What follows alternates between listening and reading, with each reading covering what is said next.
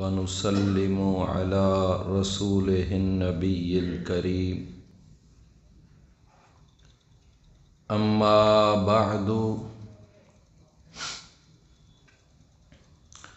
فأعوذ بالله السميع العليم من الشيطان الرجيم فضيلة الشيخ إعجاز أحمد تنویر Islamic scholar من همزه ونفخه ونفثه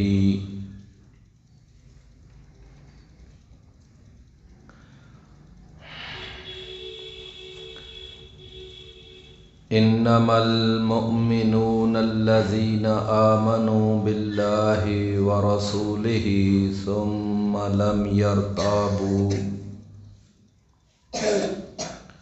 وجاهدوا بأموالهم وأنفسهم في سبيل الله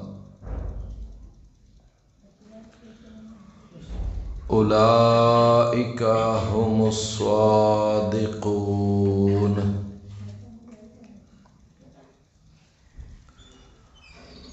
مومن صرف وہ لوگ ہیں جو ایمان لائے اللہ تعالیٰ پر اور اس کے رسول پر، پھر انہوں نے شک نہیں کیا اور انہوں نے جہاد کیا اللہ کی راہ میں اپنے مالوں کے ساتھ اور اپنی جانوں کے ساتھ۔ یہ ہی وہ لوگ ہیں کہ جو اپنے دعوی ایمان میں سچے ہیں۔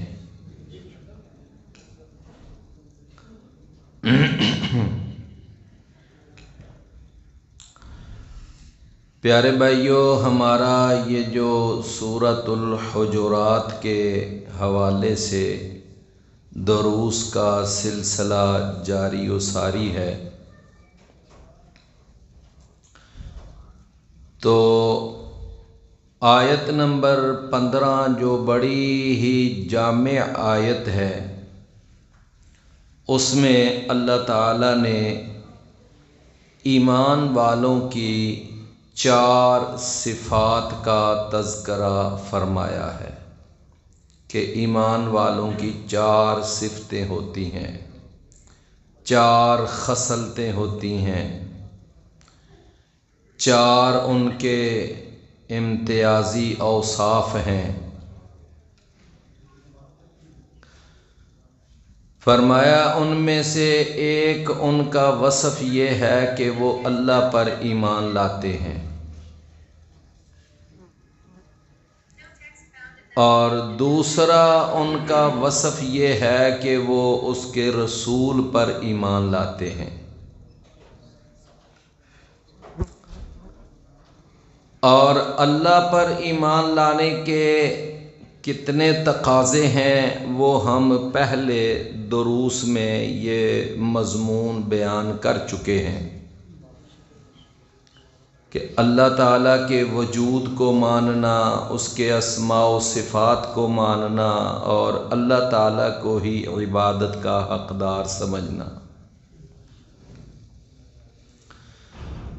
دوسرا جو مومنوں کا وصف ہے وہ ہے کہ اس کے رسول پر ایمان لانا، اور اس کے رسول پر ایمان لانے کے بھی کچھ تقاضے ہیں کہ رسول اللہ صلی اللہ علیہ وسلم کو اللہ کا آخری رسول اور ساری کائنات کا رسول مانا جائے، اور آپ کا یعنی بہت زیادہ احترام کیا جائے، آپ کے ساتھ بے انتہا محبت کی جائے اور آپ کی اطاعت اور فرما برداری کی جائے۔ یہ ساری باتیں اگر پائی جائیں گی تو یہ ہوگا رسول پر ایمان۔ اس کے بعد آج ہم جو مومنوں کی تیسری صفت جو پڑھیں گے وہ ہے کہ ایسا ایمان لانا کہ اس ایمان کے اندر پھر کوئی ڈگمگاہٹ نہ ہو، کوئی اس کے اندر تزلزل نہ ہو، اور اس کے اندر کوئی شک والی کیفیت نہ پائی جائے، یعنی بڑا ٹھوس قسم کا، مضبوط قسم کا ایمان، وہ ایمان اللہ تعالیٰ کو مطلوب ہے۔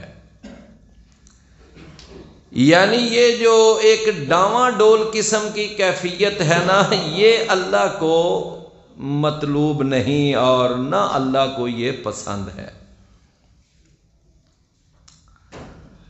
جس کو ہم یوں سمجھ لیں کہ وہ جو کہتے ہیں نا یقین کامل، یقین محکم، اللہ اکبر۔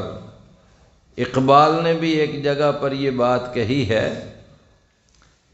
کہ یقین محکم حمل پہم، محبت فاتح عالم، جہاد زندگانی میں یہی ہیں مردوں کی شمشیریں۔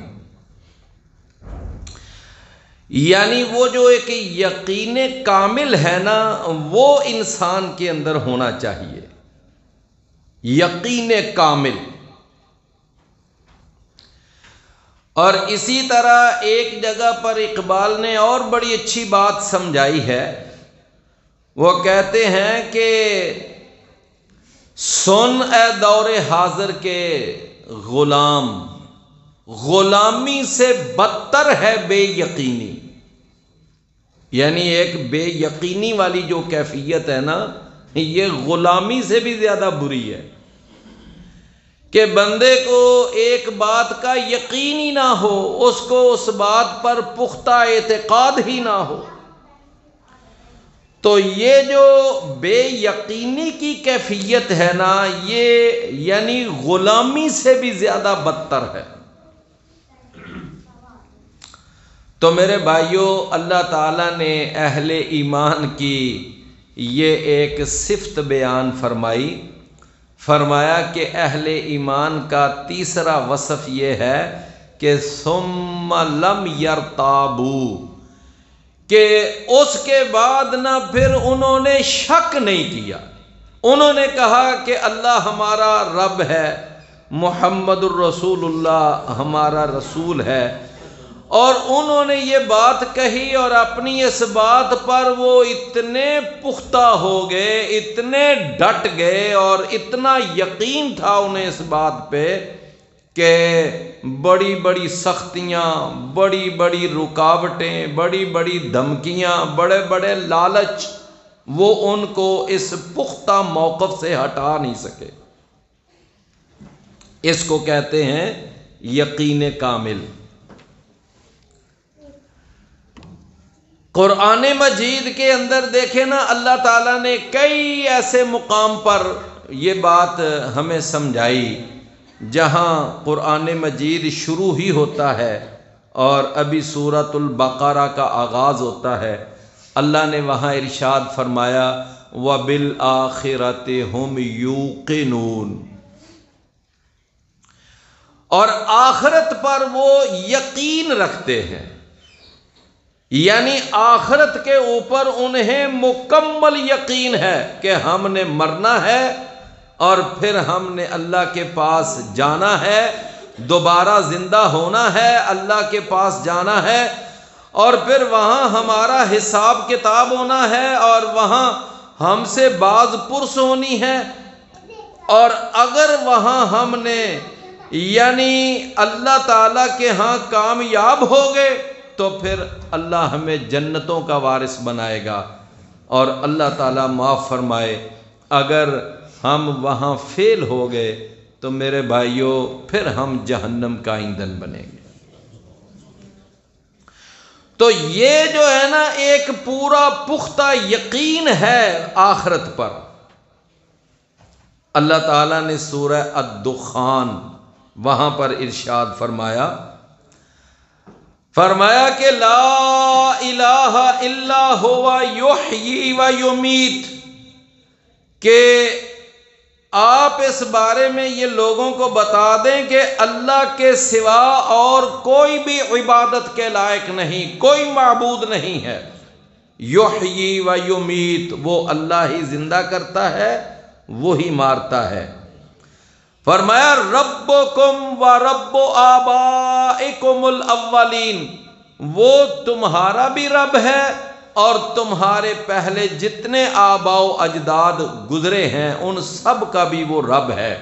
فرمایا کہ بل ہم فی شک یلعبون، لیکن ان کافروں کی حالت یہ ہے کہ یہ مسلسل شک کے اندر ہی وہ کھیل کود میں پڑے ہوئے ہیں، یعنی ان کے ذہنوں سے وہ شک والی کیفیت نہیں جا رہی۔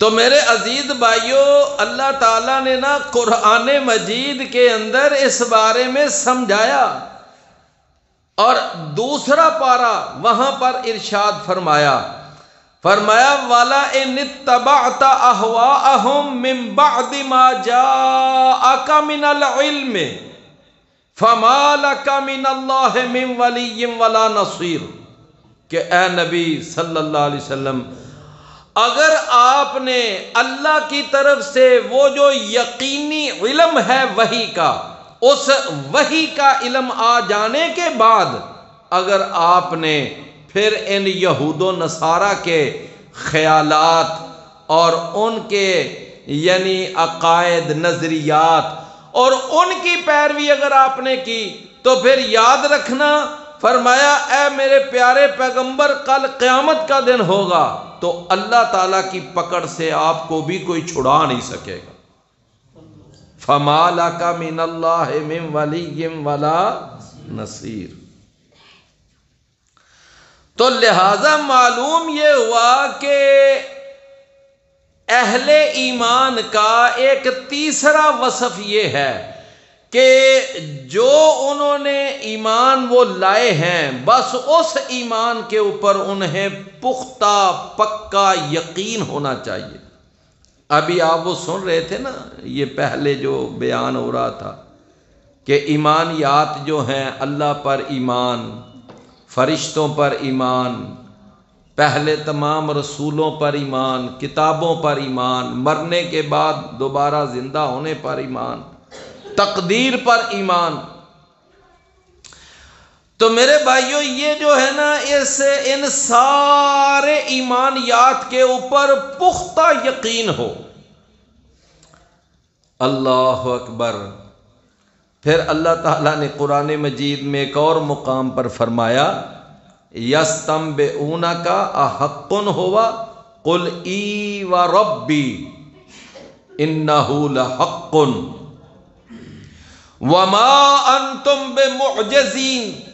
فرمایا کہ اے نبی صلی اللہ علیہ وسلم، یہ آپ کے پاس آتے ہیں اور آ کر پوچھتے ہیں کہ بتائیں کیا واقعتاً محمد صلی اللہ علیہ وسلم آپ جو دعوت پیش کرتے ہیں، واقعتاً یہ دعوت، یہ پیغام، یہ حق ہے؟ یہ آپ جو بات بیان کرتے ہیں واقعی یہ حق ہے؟ ہم نے یہ بات جو ہے نہ اپنے یعنی علاقے والوں سے سنی، نہ ہم نے یہودیوں سے سنی، نہ عیسائیوں سے سنی، کہ یہ جو بات بیان کی جاتی ہے کہ آپ جو بات بیان کرتے ہیں، آپ جو دعوت پیش کرتے ہیں، یہ دعوت جو ہے ہم نے آپ سے پہلے اپنے اڑوس میں، پڑوس میں، یہود و نصارہ میں ہم نے یہ بات بالکل نہیں سنی۔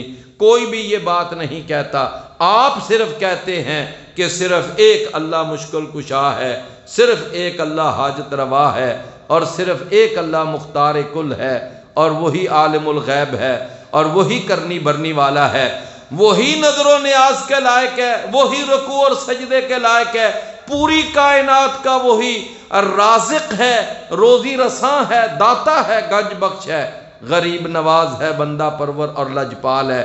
یہ صرف آپ کہتے ہیں، آپ کے سوا اور کوئی نہیں کہتا۔ تو اے محمد ہم آپ کے پاس آئے ہیں، بتائیں کیا واقعتاً آپ کی یہ جو بات ہے واقعی سچ ہے؟ تو اللہ نے فرمایا اے میرے نبی آپ قسم اٹھا کر یہ بات کہہ دیں کہ ای و ربی، ہاں مجھے میرے پروردگار کی قسم ہے کہ واقعی یہ حق ہے، یعنی اس میں کوئی شک والی بات نہیں ہے۔ تو لہٰذا میرے بھائیوں یہ جو ہے نا ایک کیفیت ہے جو ہمیں اپنے اندر پیدا کرنی ضروری ہے، اور اگر یہ کیفیت پیدا نہیں ہوگی تو اللہ کے ہاں ہم مومن نہیں ہیں۔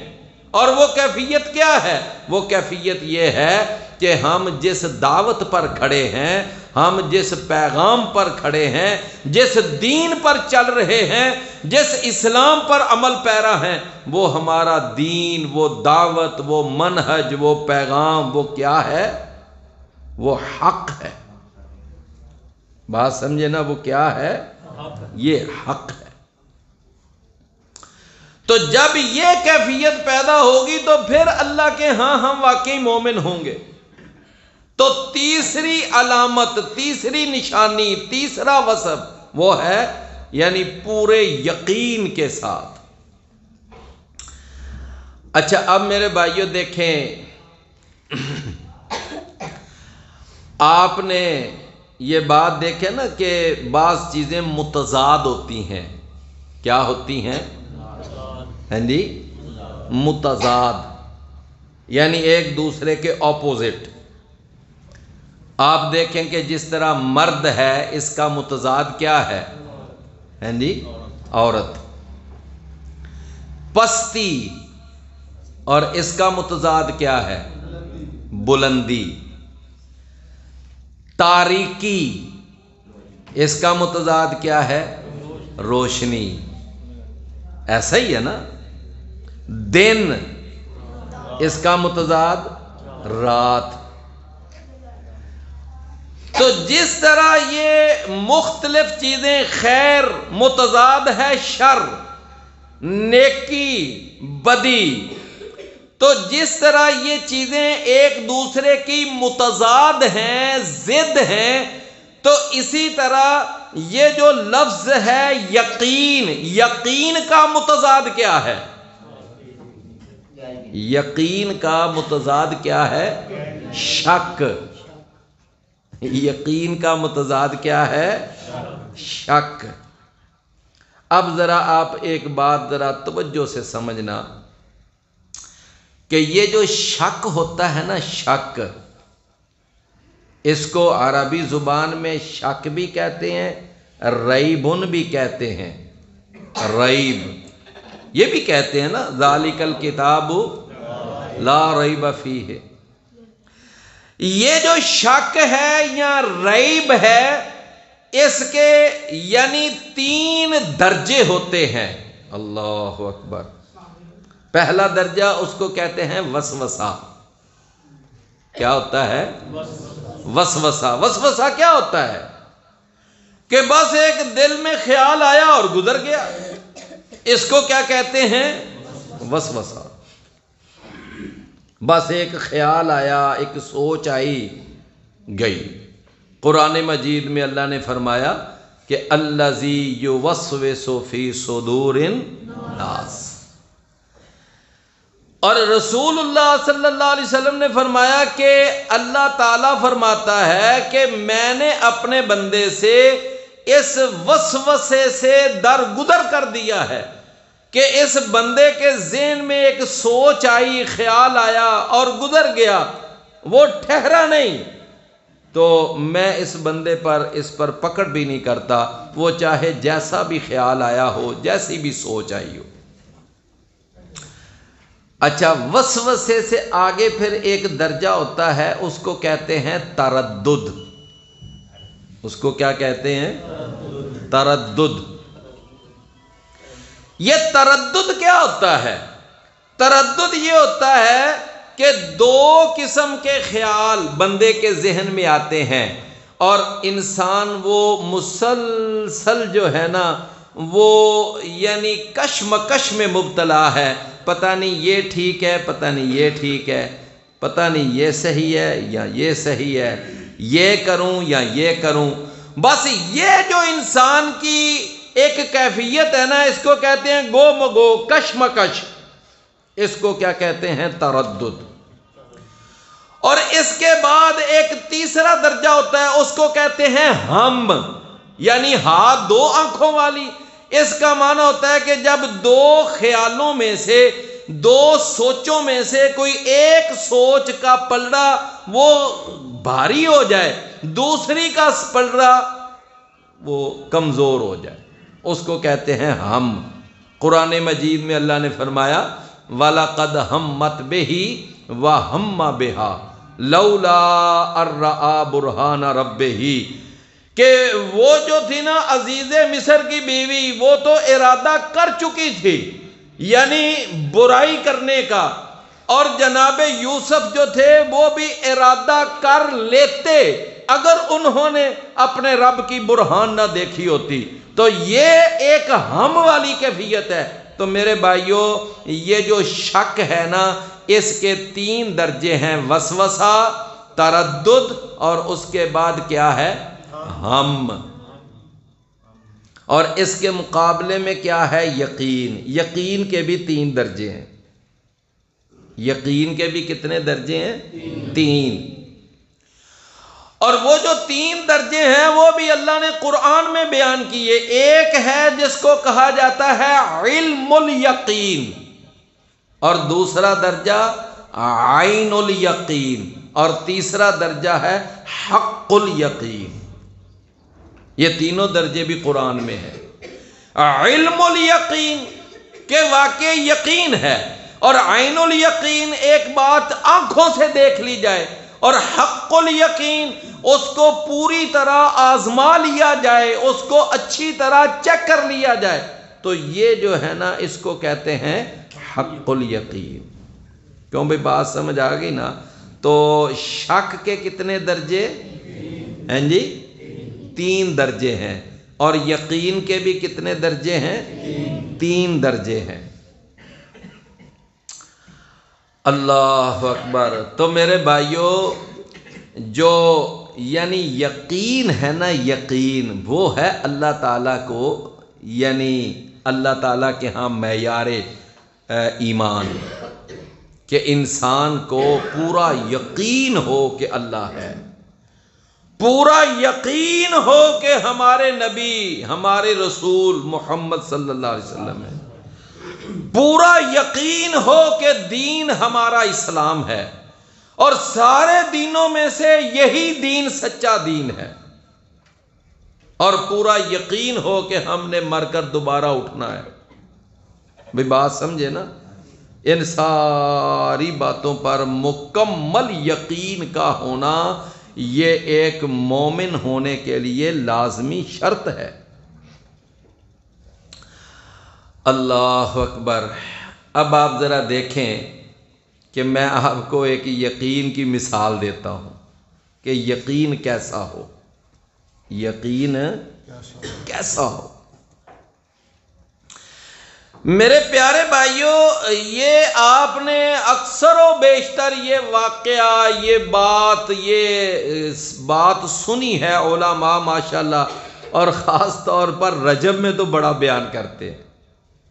رجب کے اندر جب یہ واقعہ معراج بیان ہوتا ہے نا، حالانکہ لوگوں نے اپنے طور پر یہ 27 رجب ایک شب معراج بنائی ہوئی ہے، رسول اللہ صلی اللہ علیہ وسلم سے اس تاریخ کا تعین ثابت نہیں ہے۔ تو میں عرض یہ کر رہا تھا کہ نبی کریم صلی اللہ علیہ وسلم کو معراج ہوا، اور اس میں کوئی شک نہیں ہے معراج ہوا، لیکن وہ کون سی رات تھی اس کے بارے میں کنفرم ڈیٹ جو ہے وہ کسی بھی حدیث میں نہیں ہے، اور کسی بھی مستند تاریخ کی کتابوں میں نہیں۔ نبی صلی اللہ علیہ وسلم کو معراج ہوا، آپ آسمانوں پر تشریف لے گئے، واپس آئے، اللہ اکبر۔ تو میرے بھائیوں، ابو جہل جو تھا نا، اس سے نبی صلی اللہ علیہ وسلم کی ملاقات ہوئی۔ ابو جہل نبی صلی اللہ علیہ وسلم نے بات بتائی، آپ نے فرمایا کہ مجھے آج رات نا اللہ نے معراج کروایا ہے، میں یعنی پہلے بیت المسجد حرام سے مسجد اقصیٰ گیا ہوں، اور پھر وہاں سے میں 7 آسمان پر گیا ہوں، میں نے سدرۃ المنتہا بھی دیکھی ہے، جنت جہنم اللہ نے مجھے دکھائی ہے۔ یہ اللہ کے نبی نے اپنا سفر معراج کا تذکرہ کیا، کس کے سامنے؟ ابو جہل کے سامنے۔ اب وہ جو ابو جہل تھا نا، اس نے سوچا کہ محمد صلی اللہ علیہ وسلم کا یعنی اس کو بدنام کرنے کے لیے، اور اس کو یعنی کوئی ہمارے پاس کمزور نقطہ، کوئی ویک پوائنٹ نہیں ملتا تھا، لیکن یہ ایسا ویک پوائنٹ ہمیں ملا ہے کہ اب جو ہے نا اس محمد صلی اللہ علیہ وسلم کا ہم خوب ڈنڈورا پیٹیں گے اور اس کو بدنام کریں گے، اس کو پورے مکے کے اندر اس کا یعنی بدنام کریں گے اس کو۔ میرے پیارے بھائیوں، اس وقت کا جو کفر تھا نا، اس وقت کا کفر، اس کو یقین تھا کہ حدیث رسول، فرمان مصطفیٰ اور ارشاد مصطفیٰ کا سب سے زیادہ ماننے والا اور سب سے زیادہ اس پر یقین کرنے والا، اور حدیث رسول اور سنت رسول کے رنگ میں سب سے زیادہ رنگا ہوا وہ کون ہے؟ ان کا یقین تھا اس وقت کے کفر کو کہ وہ ابو بکر ہے صدیق رضی اللہ عنہ۔ اس وقت کے کفر کو اس بات پہ پورا یقین تھا کہ سب سے زیادہ محمد صلی اللہ علیہ وسلم کی بات کو سچ ماننے والا کون ہے؟ اللہ کے نبی صلی اللہ علیہ وسلم نے اسی لیے تو فرمایا تھا مجھے اور ابو بکر کو چھوڑ دو، میں نے جب اپنی نبوت اور رسالت کا پیغام پیش کیا تو تم نے مجھ سے دلائل مانگے، تم نے معجزات کا مطالبہ کیا، طرح طرح کا میرے ساتھ تکرار اور بحث و حجت قائم کی، لیکن ایک ابو بکر ہے، جب میں نے اس کے سامنے اپنا پروگرام رکھا تو اس نے کوئی آگے سے بحث نہیں کی، انہوں نے کہا میں مانتا ہوں آپ اللہ کے رسول۔ تو لہذا ابو بکر صدیق رضی اللہ عنہ، تو وہ ابو جہل اینڈ کمپنی وہ اٹھے اور گئے جناب ابو بکر صدیق رضی اللہ عنہ کے پاس، اور جا کر کہتے ہیں کہ اے ابو بکر یہ بتا، اگر کوئی آدمی یہ کہے میں ایک رات میں مسجد حرام سے مسجد اقصیٰ گیا ہوں تو یہ بات ماننے کے اندر آتی ہے؟ ابو بکر رضی اللہ عنہ فرمانے لگے یہ کیسے ہو سکتا ہے، کئی دن لگتے ہیں، کئی راتیں لگتی ہیں یہاں سے وہاں جانے میں، تو بھلا ایک رات میں یہ سارا سفر کیسے ہو سکتا ہے؟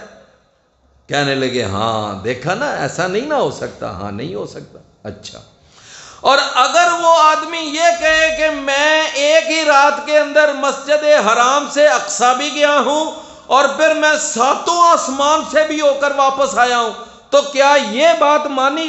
کہتے ہیں یہ کیسے ہو سکتا ہے؟ جب انہوں نے اچھی طرح جناب ابو بکر رضی اللہ عنہ کا وہ ذہن بنایا نا، تو اب وہ کہنے لگے کہ اگر یہی بات پھر تیرا نبی، تیرا رسول، تیرا پیر و مرشد، ہادی و رہنما، جس کا تو کلمہ پڑھتا ہے، جس کے مرنے مرتا ہے، اگر یہی بات وہ کہے تو پھر مانے گا کہ نہیں؟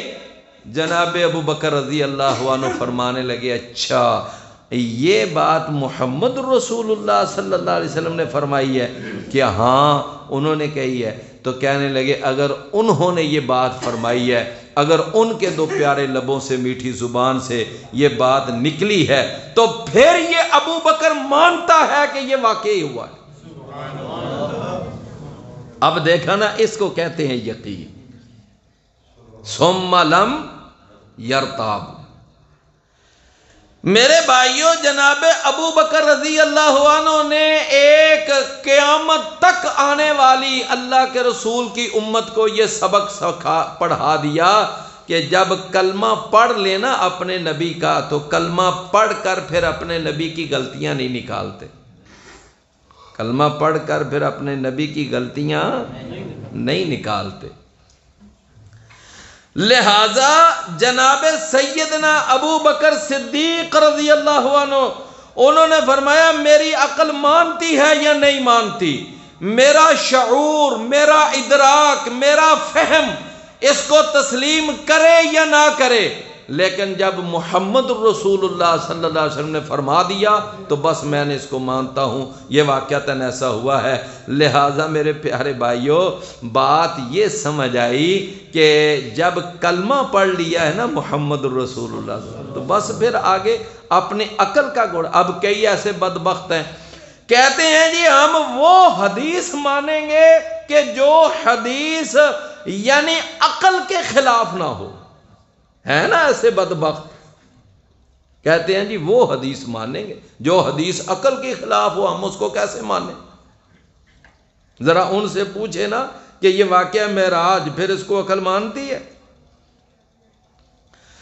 تو میں عرض یہ کر رہا تھا کہ جناب سیدنا ابو بکر صدیق رضی اللہ عنہ نے یہ سمجھا دیا کہ وحی کے اوپر عقل حاوی نہیں بلکہ عقل کے اوپر وحی حاوی ہے، عقل کے اوپر وحی حاوی ہے، سمجھے نا؟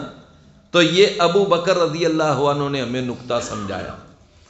اچھا اب جناب وہ آگے، اچھا یہ بتائیں کہ یہ مسجد جو اقصیٰ ہے اس کے دروازے، اس کی کھڑکیاں، اس کا یہ یعنی اس طرح کے سوالات، تو نبی صلی اللہ علیہ وسلم فرماتے ہیں میں بڑا ہی پریشان ہوا، میں کبھی اتنا پریشان نہیں ہوا کہ اب اللہ کے رسول صلی اللہ علیہ وسلم وہاں گئے تھے تو آپ دروازے تو نہیں گن کر آئے تھے، کھڑکیاں تو نہیں گن کر آئے تھے، لیکن یہ ہے کہ رسول اللہ صلی اللہ علیہ وسلم فرماتے ہیں کہ جب انہوں نے مجھ سے یہ سوال کیے نا، اچھا بتا وہاں کے دروازے کتنے ہیں، کھڑکیاں کتنی ہیں، اور یہ یعنی وہاں پر، تو نبی صلی اللہ علیہ وسلم فرماتے ہیں مجھے ان سوالوں کا جواب نہیں آتا تھا، تو میرے بھائیو اگر محمد صلی اللہ علیہ وسلم عالم الغیب ہوتے تو آپ کو پریشان ہونے کی ضرورت تھی؟ فرمایا کہ اللہ تعالیٰ نے پھر پتہ ہے کیا کیا، وہ سارے پردے پیچھے ہٹا کر بیت المقدس کو نبی صلی اللہ علیہ وسلم کے سامنے کھڑا کر دیا۔ اب نبی کریم صلی اللہ علیہ وسلم وہ ایک ایک چیز دیکھتے جا رہے ہیں، ان کے سوالوں کا جواب دیتے جا رہے ہیں۔ تو میرے پیارے بھائیوں، یہ ابو بکر رضی اللہ عنہ کا واقعہ وہ ہمیں اس بات کے بارے میں سبق دیتا ہے کہ مومن کو ایسا پختہ یقین اپنے اندر رکھنا چاہیے کہ یہ یقین ہو کہ جو میرا پیغام ہے، میری دعوت ہے، میرا عقیدہ ہے، میرا منہج ہے، وہ کیا ہے؟ وہ بالکل سچ۔ اللہ اکبر۔ ایک دفعہ نبی صلی اللہ علیہ وسلم نا ایک سفر پر تھے، سفر پر راستے میں آتے آتے نا ایک یہودی، تو اس سے ملاقات ہوئی، تو وہ یہودی کہنے لگا کہ میں نے نا اس گھوڑے کو بیچنا ہے، گھوڑا تھا اس کے پاس، وہ بیچنا چاہتا تھا، اور وہ گھوڑا منڈی لا رہا تھا مدینے میں۔ تو نبی صلی اللہ علیہ وسلم نے فرمایا بتا اس کے تو کتنے پیسے لینا چاہتا ہے؟ اس نے کہا اتنے پیسے۔ بہرحال سودا طے ہو گیا، تو نبی صلی اللہ علیہ وسلم نے فرمایا آؤ میرے ساتھ، اور آ کر نا میرے مدینے میں میرے ساتھ چلیں، میں آپ کو اس کی پیمنٹ کر دیتا ہوں۔ بات سمجھ رہے ہیں نا؟ جب وہ آ رہا تھا نا وہ یہودی جس نے گھوڑے کا سودا کر لیا، بیچ دیا، نبی صلی اللہ علیہ وسلم نے خرید لیا، اب صرف پیمنٹ کرنا باقی تھا، تو مدینے کے قریب جب پہنچا، اندر داخل ہو رہا ہے، وہاں وہ ذرا تھوڑا سا پیچھے رہ گیا، نبی صلی اللہ علیہ وسلم کچھ آگے نکل گئے، تو وہ پیچھے نا اس کو کسی نے کہا ہاں کتنے یہ گھوڑا؟ ہاں بیچنا ہے، بیچنا ہے، ہاں کتنے پیسے؟ اتنے پیسے لوں گا۔ اس نے نا وہ جو نبی صلی اللہ علیہ وسلم سے قیمت طے ہوئی تھی اس سے ذرا قیمت زیادہ بتائی۔ انہوں نے کہا ٹھیک ہے، کسی نے اس سے زیادہ کی آفر کو قبول کر لیا۔ بات سمجھے نا؟ تو اب وہ یہودی جو تھا وہ دولت کا پجاری، وہ فوراً ڈگمگا گیا اور متزلزل ہو گیا۔ اس نے کہا اچھا چلو ٹھیک ہے، اس نے آواز دی، کہنے لگا اے محمد صلی اللہ علیہ وسلم بتاؤ یہ گھوڑا خریدنا چاہتے ہو کہ نہیں؟ اللہ کے نبی صلی اللہ علیہ وسلم نے فرمایا میرا تیرا سودا ہو چکا ہے، میں نے یہ آپ سے گھوڑا خرید لیا ہے، آپ اب مجھ سے پوچھ رہے ہو کہ گھوڑا خریدنا چاہتے ہو کہ نہیں۔ سنن النسائی میں یہ واقعہ موجود ہے، اور اختصار کے ساتھ یہ واقعہ صحیح بخاری میں بھی ہے۔ تو جس وقت وہ آواز لگائی نا تو نبی صلی اللہ علیہ وسلم نے فرمایا میرا تیرا سودا ہو چکا ہے، اب تو پیسے لینے کے لیے آ رہا ہے، میں نے تجھے پیسے ادا کرنے ہیں، میرا سودا تو طے پا چکا ہے۔ اس نے کہا نا میرا کوئی آپ سے سودا نہیں ہوا، آپ غلط بیانی کرتے ہیں، سودا ہوا ہے میرا آپ کے ساتھ۔ رسول اللہ صلی اللہ علیہ وسلم بڑے حیران کہ یہ کیا بات کر رہا ہے، میرا اس کے ساتھ سودا ہوا ہے، اس نے میرے ساتھ سودا کیا ہے۔ اب اس نے وہاں پر شور مچانا شروع کر دیا، اس نے کہا کہ یہ ہے ہی نہیں، یہ سودا میرا آپ کا طے ہی نہیں ہوا۔ تو اس کے بعد اللہ کے نبی صلی اللہ علیہ وسلم بھی کھڑے ہیں، وہاں پر ایک آیا، دو آئے، 4 10 لوگ اکٹھے ہو گئے۔ اب ذرا غور فرمائیں کہ وہ کس کی بات کو جھٹلا رہا ہے، کس کی بات کو جھٹلا رہا ہے؟ محمد کریم صلی اللہ علیہ وسلم۔ اللہ کے نبی بڑے پریشان ہیں، یہاں تک کہ اس نے یہ کہہ دیا کہ اگر تو کہتا ہے نا کہ میرا اور تیرا سودا ہوا ہے تو کوئی گواہ پیش کر۔ اب جب سودا ہوا تھا وہاں گواہ تو تھا ہی کوئی نہیں، سودا تو دونوں کے درمیان ہوا تھا نا، وہاں کوئی تیسرا فرد تو تھا نہیں۔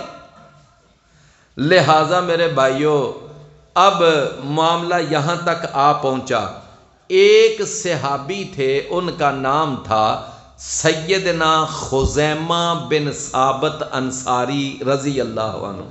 سیدنا خزیمہ بن ثابت انصاری رضی اللہ عنہ، یہ نا ان کو جب پتا چلا اچھا یہ یہاں ایشو بنا ہوا ہے تو یہ لوگوں کو ایسے پیچھے ہٹاتے ہٹاتے آگے آئے اور آ کر کہنے لگے کہ میں گواہی دیتا ہوں کہ یہ سودا ہوا ہے۔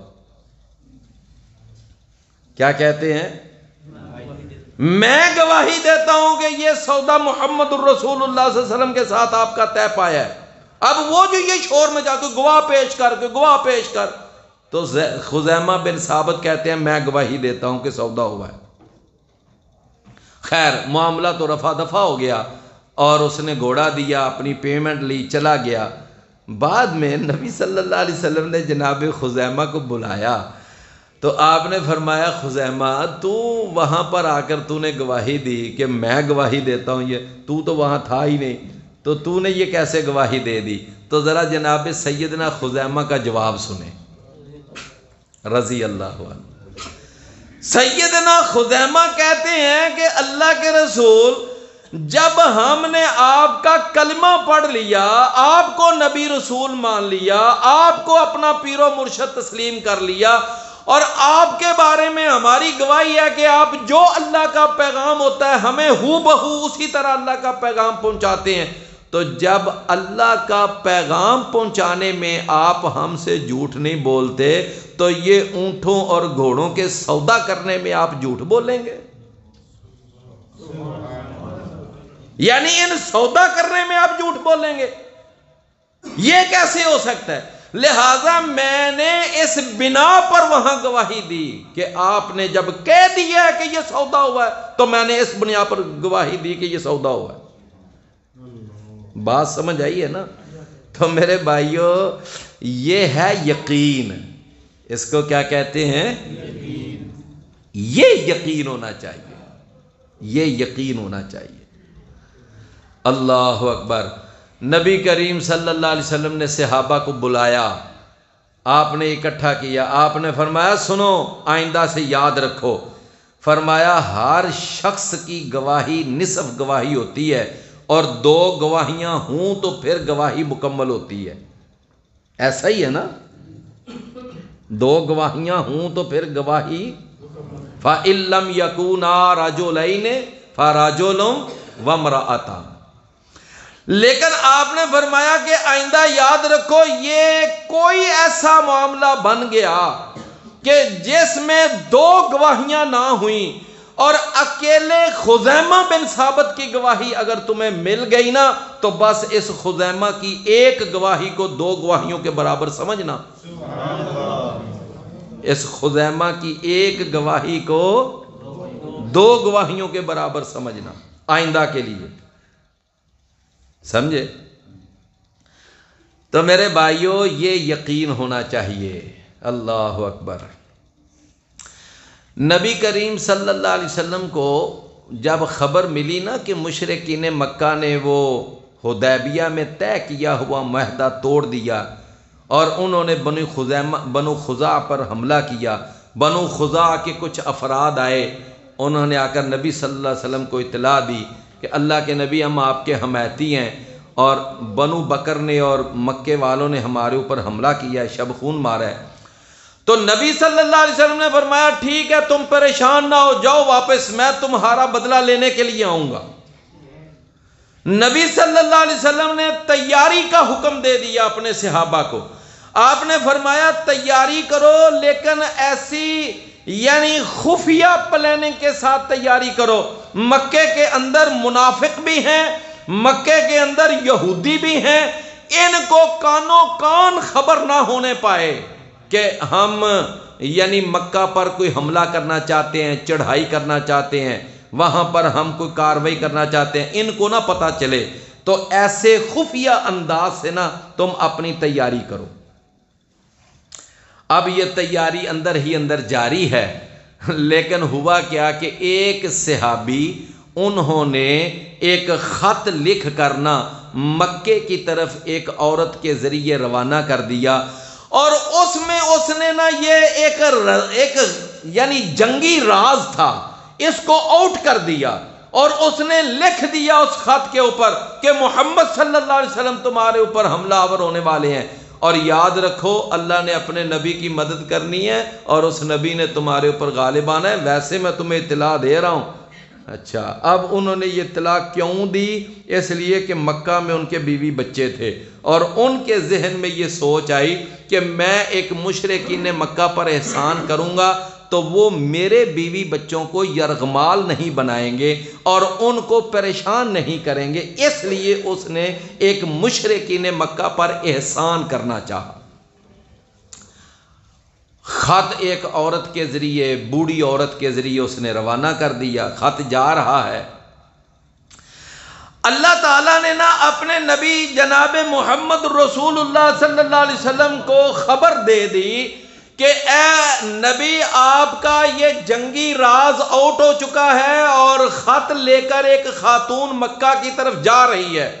نبی صلی اللہ علیہ وسلم نے فوراً اپنے 3 صحابی بلائے، ایک سیدنا علی رضی اللہ عنہ اور ایک سیدنا زبیر بن عوام رضی اللہ عنہ اور ایک سیدنا مقداد بن اسود رضی اللہ عنہ. ان تینوں کو بلایا اور آپ نے فرمایا کہ جاؤ فوراً تیز گھوڑوں پر بیٹھو اور جا کر اس عورت سے خط لے کر آؤ. اور آپ نے یہ بھی فرما دیا کہ جب تم خط لینے جاؤ گے نا اس عورت سے تو وہ سفر کرتی کرتی کرتی اس وقت وہ یعنی ایک جگہ ہے وہاں پر وہ پہنچی ہوئی ہوگی. رسول اللہ صلی اللہ علیہ وسلم نے باقاعدہ اس جگہ کا نام بتا دیا تو فرمایا وہاں پر جاؤ گے نا تو وہ تمہیں وہاں پر ملے گی. وہ جناب پیچھے گئے اور واقعی وہ عورت وہاں پر مل گئی. تو جناب علی جو تھے نا ان کو ان تینوں کا امیر مقرر کیا تھا نبی صلی اللہ علیہ وسلم نے. تو علی رضی اللہ عنہ کہتے ہیں اس عورت سے بی بی وہ خط نکال جو تیرے پاس ہے. اس نے کہا میرے پاس کوئی خط نہیں ہے.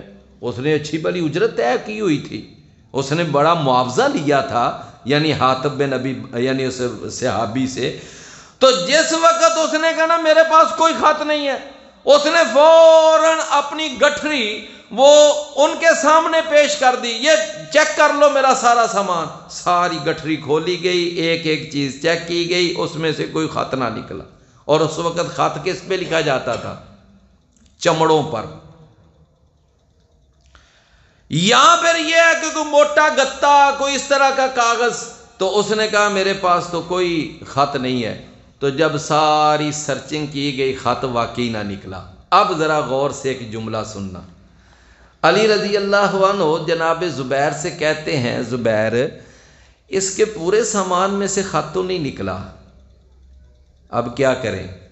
زبیر رضی اللہ عنہ فرماتے ہیں ہاں واقعی خط تو نہیں نکلا، ہم نے بڑے غور سے ہم نے ایک ایک چیز چیک کی ہے۔ میرے بھائیو، علی رضی اللہ عنہ پتہ کیا کہتے ہیں زبیر میری بات سن کہ دیکھ، میرا اور تیرا آنکھوں کا دیکھنا، آنکھوں کا مشاہدہ، میرا اور تیرا تجربہ یہ غلط ہو سکتا ہے، آنکھوں کا دیکھنا غلط ہو سکتا ہے، لیکن محمد رسول اللہ صلی اللہ علیہ وسلم کی زبان سے نکلی ہوئی کوئی بات غلط نہیں ہو سکتی۔ یہ کیا ہے؟ یہ ہے یقین کہ جو اللہ کے نبی کے پیارے لبوں سے بات نکلی ہے نا، وہ بات کبھی غلط نہیں ہو سکتی، چاہے کچھ بھی ہو جائے۔ اللہ اکبر۔ اب جناب علی رضی اللہ عنہ نے نا پھر وہ کیا کہتے ہیں، جب سیدھی انگلی سے گھی نہ نکلے تو پھر ہے نا ایک مثال کہ پھر انگلی کو تھوڑا سا ٹیڑھا کرنا پڑتا ہے۔ تو علی رضی اللہ عنہ فرمانے لگے کہ دیکھ بی بی، ہم ہیں مرد، تو ہے عورت، اور مرد جو ہیں وہ ایک عورت کی اس طرح مکمل سرچنگ کرتے ہوئے اچھے نہیں لگتے، ہمیں زیب نہیں دیتا کہ ہم تیرے کپڑے اتروا کر تیری تلاشی لیں، لہذا ہم پھر آپ کو یعنی ایک دفعہ انتباہ دیتے ہیں اور آپ کو ہم آگاہ کرتے ہیں کہ اگر تو نے خط نہ نکالا تو یاد رکھ تیرے سارے بدن کے کپڑے اتروا کر ہمیں تیرے بدن کی تلاشی لینی پڑی تو ہم لیں گے، اگر تو یعنی شرافت سے خط تو نے نہ نکالا تو۔ یہ ایک دھمکی تھی، بس وہ جناب ایسی دھمکی تھی کہ اس نے جب دیکھا نا کہ یہ تو کسی طور پر ٹلنے والے نہیں ہیں، انہوں نے خط لے کر ہی چھوڑنا ہے، اور اس کے سامنے بات ہو رہی ہے۔ جناب علی کہتے ہیں کہ زبیر، میری اور تیری آنکھوں کا دیکھا ہوا غلط ہو سکتا ہے، لیکن نبی صلی اللہ علیہ وسلم کا فرمایا ہوا غلط نہیں ہو سکتا۔ خط اس کے پاس ہے اور اس کو نکالنا پڑے گا۔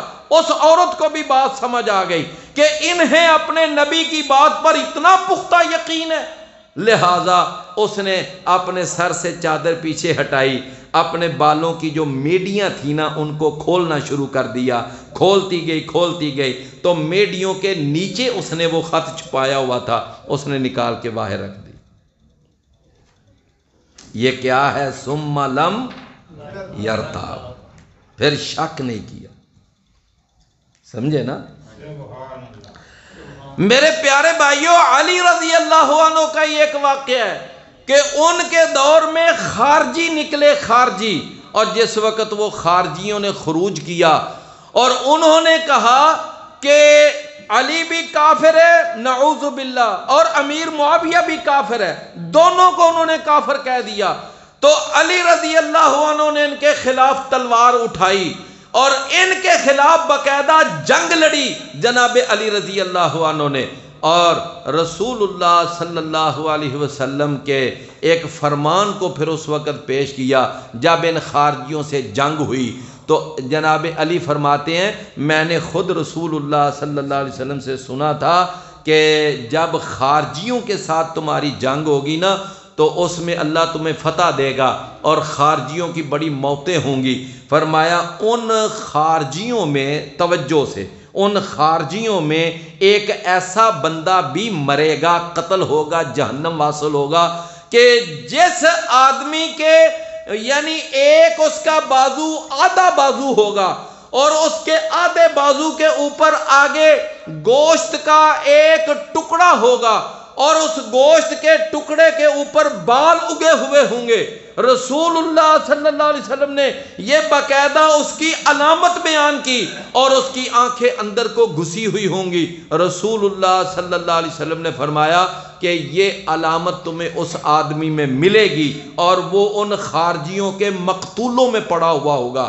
رسول اللہ صلی اللہ علیہ وسلم نے یہ جو علامتیں بیان کی تو علی رضی اللہ عنہ جب جنگ مکمل ہو گئی، ختم ہو گئی، فرمانے لگے جاؤ جا کر ان خارجیوں کی لاشوں کو دیکھو اور تلاش کرو وہ شخص ان کے اندر ہے پڑا ہوا، اس کو تلاش کرو جا کر۔ اچھا وہ جو علی رضی اللہ عنہ کے ساتھی گئے، انہوں نے جا کر ساری وہاں جتنی وہ لاشیں پڑی ہوئی تھی نا خارجیوں کی، جا کر دیکھا تو وہ بندہ کہیں نظر نہ آیا، واپس آ گئے، کہنے لگے کہ علی وہ امیر المومنین ہمیں تو وہ نہیں کوئی بندہ ملا ایسا۔ کہتے اچھا پھر جاؤ ایک دفعہ دوبارہ چیک کرو۔ دوبارہ گئے، سارا پھر چیک کیا، کہتے ہیں نہیں۔ علی رضی اللہ عنہ فرماتے ہیں کہ نہ میں نے تم سے جھوٹ کہا ہے اور نہ مجھ سے محمد الرسول اللہ صلی اللہ علیہ وسلم نے جھوٹ کہا ہے، میں نے بھی تم سے سچ بولا اور اللہ کے نبی نے بھی مجھ سے سچ بولا تھا، لہذا تمہیں وہ شخص جو ہے ان لاشوں میں ملے گا، جا کر پھر ایک دفعہ تلاش کرو۔ اور پھر اب خود بھی اٹھے، ایک جگہ لاشوں کا ڈھیر لگا ہوا تھا تو اوپر سے لاشیں اٹھائی گئیں تو دیکھا تو نیچے وہ شخص پڑا ہوا تھا، جب اس کو نکالا گیا اسی طرح اس کا آدھا بازو کے اوپر آگے گوشت کا ٹکڑا اور اس گوشت کے اوپر بال اگے ہوئے تھے۔ تو جناب علی رضی اللہ عنہ نے فرمایا کہ صدق اللہ و صدق رسولہ، اللہ نے بھی سچ کہا، اس کے رسول نے بھی سچ کہا۔ کیوں بھی بات سمجھ آئی ہے نا؟ یہ ہے یقین۔ تو میرے پیارے بھائیوں، آج کے سبق میں ہم نے اہل ایمان کی تیسری صفت کیا پڑھی ہے؟ تیسری صفت کیا ہے؟ ثم لم یرتاب، کہ پھر اس کے بعد ان کو اتنا پختہ یقین ہونا چاہیے، اتنا پختہ یقین۔ تو یہ ہے ایمان کا تیسرا وصف۔ تو پہلا وصف کیا ہے؟ اللہ پر ایمان، اور دوسرا وصف کیا ہے؟ رسول پر ایمان، اور تیسرا وصف اہل ایمان کا کیا ہے؟ تیسرا وصف وہ ہے اللہ کی راہ میں اپنے مالوں اور اپنی جانوں کے ساتھ جہاد۔ تو یہ جہاد والا موضوع انشاءاللہ ہم اگلے سبق میں بیان کریں گے۔ اللہ سمجھنے اور عمل کرنے کی توفیق عطا۔ ہمارے YouTube چینل کو سبسکرائب کیجئے۔ بہترین صدقہ جاریہ حاصل کرنے کے لیے اس ویڈیو کو لائک، کمنٹ اور شیئر کرنا مت بھولیں۔ جزاک اللہ۔